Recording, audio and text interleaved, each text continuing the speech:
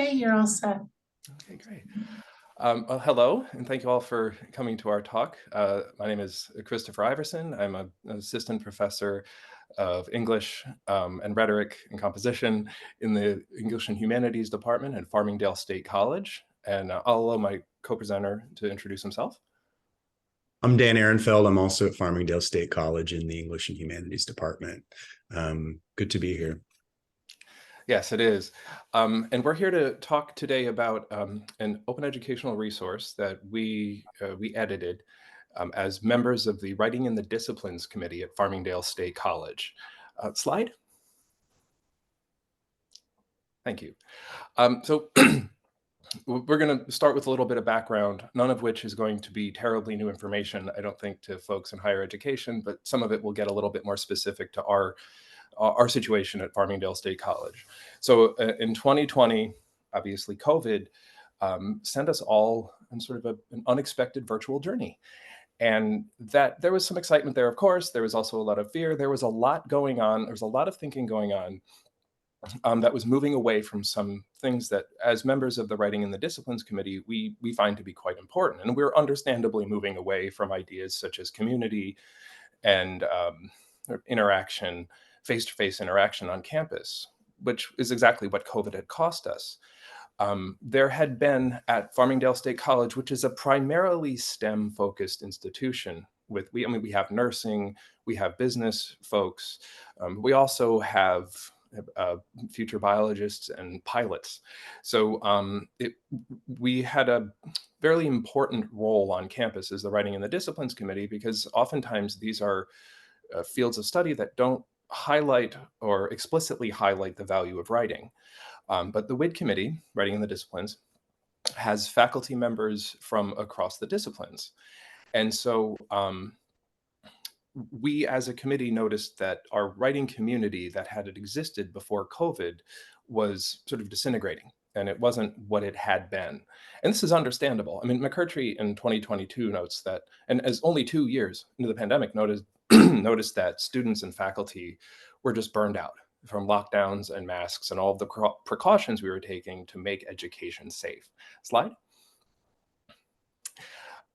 Well, the question was what was to be done about this. And some folks on campus looked to WID because we had a name and a history at our institution. The Writing in the Disciplines Committee had existed in various forms, be it WID or Writing Across the Curriculum, also known as WAC, since the early 2000s. So for about 20 years, there was a reputation on campus of bringing people together, obviously approving syllabi and things like this, but also holding events where writing was celebrated. Slide, please. So sort of parallel to us noticing this issue and some folks turning to the WID committee for opportunities to get together, the chair of the English and Humanities department asked the WID committee to compile a book quite similar to Collide, Styles, Structures, and Ideas in Disciplinary Writing, by Kramer and McNabb. And this book came out of Long Island University, and we, as Farmingdale State College, is a Long Island college. So we thought, wow, this is interesting. We have some LIU folks at our campus. I am a graduate of LIU's Brooklyn campus, and so we liked this idea, and we decided to go with it. Next slide, please. We had several decisions to make, however. Collide is an exciting book. It collects writing from faculty across the disciplines, along with reflections on those pieces of writing. And it had been done several times. We wanted to maybe innovate it a little bit. And so we thought about different routes we could take, and we decided to make this book an open educational resource. And there were several reasons for this. One, the licensure right away was immediately attractive. We chose a Creative Commons Attribution Non-Commercial Share-alike 4.0 international license, which made our text free to use, alter, and distribute, albeit not for a profit. As we were working on this project, I was trying to think of a way to not think of it as a product. Now, we in writing studies tend to focus on process over product. And by choosing OER, this made our book, text, whatever you'd like to call it, open to revision. and not just by us. Others can take it and they can reproduce it and they can change it. So the product is really not the focal point. I mean, I have it here, but the focal point is really the fact that this is about processes and that this book can undergo processes of its own. And this is facilitated by the fact that this licensure makes the book highly accessible. Digital copies are free, and hard copies are inexpensive. I think they're something like $8 from Amazon or something. So folks can get their hands on this text, or at least they can get their eyes on it, or e-readers or whatever they use. And thereby they can contribute to the book in its continuing sort of evolution. We also liked OER has something like a zine-like quality. There's something counterculture and subversive about creating text like this without focusing too much on ownership or without focusing too much on fun, like making money or contributing to the churn of capital. So we were drawn in that direction as well. And finally, we just thought this was a gesture. I mean, we took up this project as a gesture to our school to show them that we care about them and that we wanted to help facilitate the re-upping, the reification of our old writers community on campus. Slide. We liked the freedom as well. We were free to do what we'd like. We were not beholden to a press that had strict guidelines as to what we were supposed to do. And we wanted this, like I said before, to be a gesture. We wanted the book to be ours in a sense, but not always exclusively and forever. We could bend the rules and take risks, and the book would be Farmingdale centered. And one of the risks that we took was to invite folks from the entire campus to contribute. We have entries from the college president, from deans, we've got professors, and we have undergraduate students, we have graduate students whose work is published in this book. And we just felt that that was a risk to take. We hadn't seen a lot of that in previous literature, but it made our book Farmingdale centered. And actually, slide. Great. So now you can see the cover of it.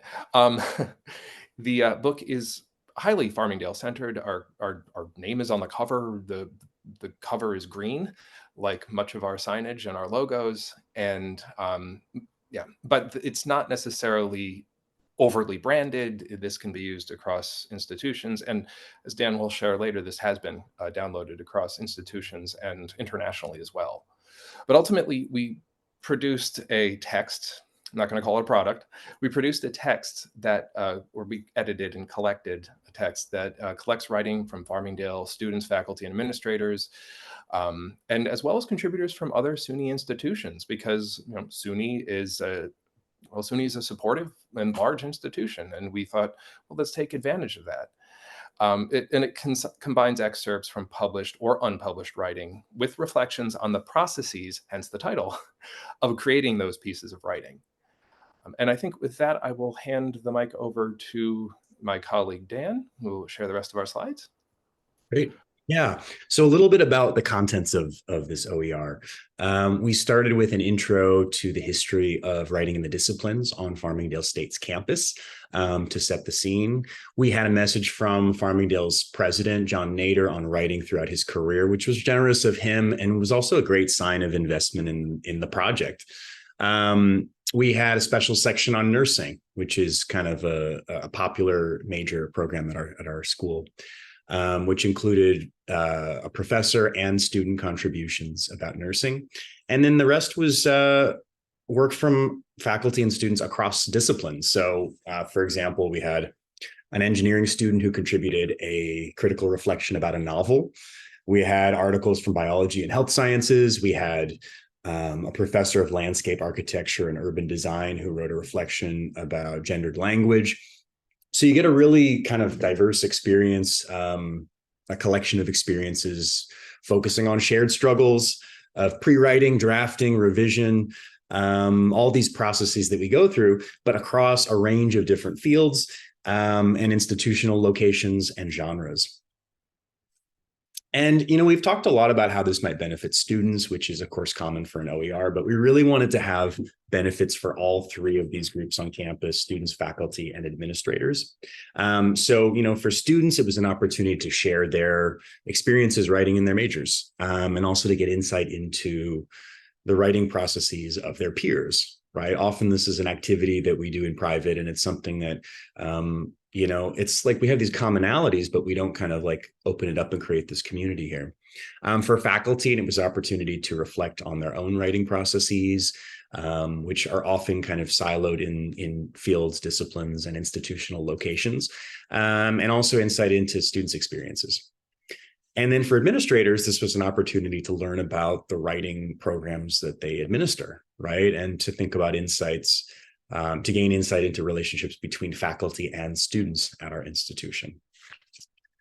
As we said, Farmingdale is largely a STEM school. We have so many different disciplines represented.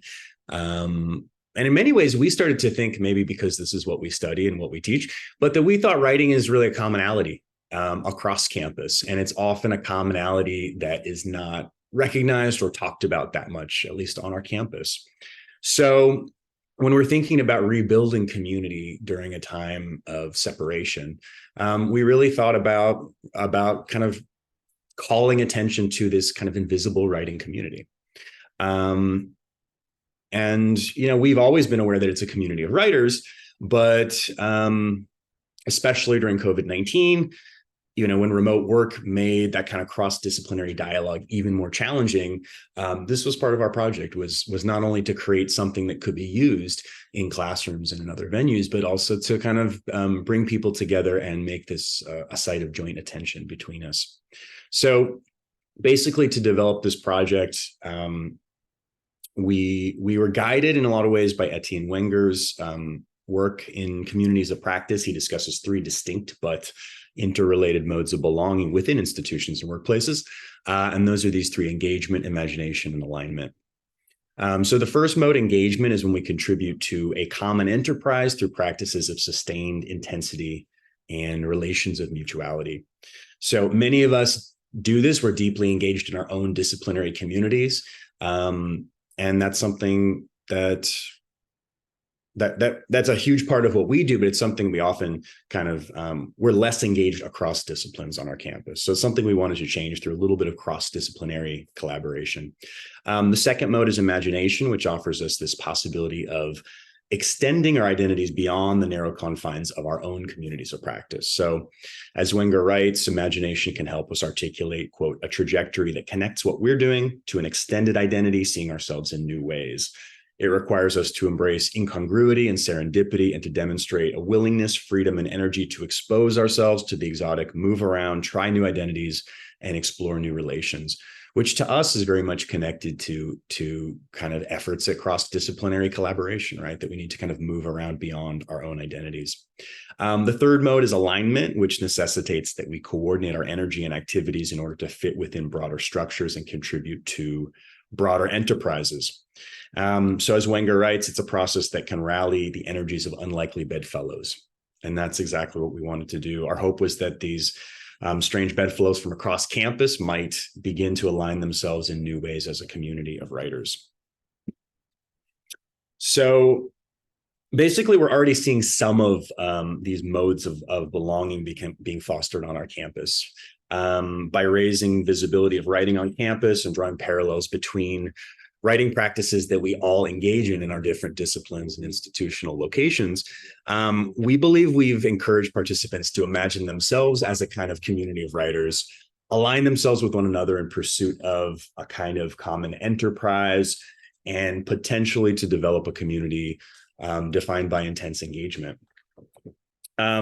Post-publication, we've seen a little bit of a renewed attention to writing on campus. This is not data we have, but it's anecdotal. We also feel that, with AI writing becoming so much in public discourse, there's this concern that writing's becoming decontextualized from locations where it's practiced, where it happens, the communities where it happens. And so we saw our project as an effort to bring attention back to those embodied communities where people are writing.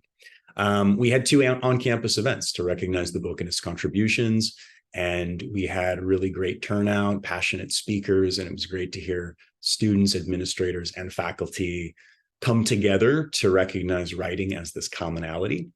We like, as we said, that it's a Farmingdale State branded text, which really makes our community feel good about what we do, and also, potentially, puts us in collaboration with others who might see the work. And it's a contribution not only to our community, but also anyone can use the text. You can see here our book's been read in 85 countries and across 100 institutions as of today, which is really amazing. More readership than I imagined after a short time. It was just published earlier this year. There have been 859 downloads. We think it's great that undergraduates have an international publication already, which I think is great for them, especially some of them who are interested in writing communication as part of their career. It's SUNY written and SUNY published, which we're happy about. It kind of builds connections across campuses at SUNY. And lastly, we really wanted to thank Allison Brown and the Milne Library at SUNY Geneseo, who made this whole process so pleasant and was so fantastic, and wouldn't have been possible without their guidance. So Chris, I don't know if you wanted to add anything. That was kind of all I had. Yeah, I would, and I would like to second that thank you to Allison Brown and the folks at the Milne Library and at SUNY Geneseo for really guiding us and educating us in all this. And I'd also like to thank Danielle Apfelbaum, she's a librarian at Farmingdale State College who sits upon a wealth of knowledge regarding open educational resources and licensure. Specifically, we received a solid education and licensure from Danielle Apfelbaum. And I think it's important to point those things out because we're talking about community and everything. And it's very important that we make clear that the Writing in the Disciplines Committee created this book. Dan and I edited the book, but we didn't do it alone. We had the idea. We were surrounded by really smart people who really helped this all come to be. So this is both a focus on what we've done, but also all those who have helped us. Let's see, is that it, Dan? I think those are our slides. I think that's it. We have one more, an ultimately slide. Oh yeah. But just do you mind if I wrap it up with this? Yeah, Dan? go for it. Go for it. Like I mentioned before, we're not the first to do this. Kramer and McNabb created Collide Styles, Structures and Ideas in Disciplinary Writing. Siegel and Smart out of Quinnipiac University created Direct from the Disciplines, Writing Across the Curriculum. And these books are both more than 10 years old. And we thought, what an opportunity to contribute to this tradition. And in saying that, I hope we're not the last to do this. I hope that this is people can take this and run with it, create similar things for their own campus writing communities, or take our book and make use of it, make good use of it. This is nothing to me sounds more boring than having the final word, and I hope that there are a lot more words to come out of this project. Thank you. Great. Thank you very much. That wraps it up for this session. You guys are good, right on time. So I believe next is our lunch break from now, starting now, I think. Megan, correct me if I'm wrong. Nope, you're right. Yep. So it's now, so 12:15 to about, we'll reconvene around like 12.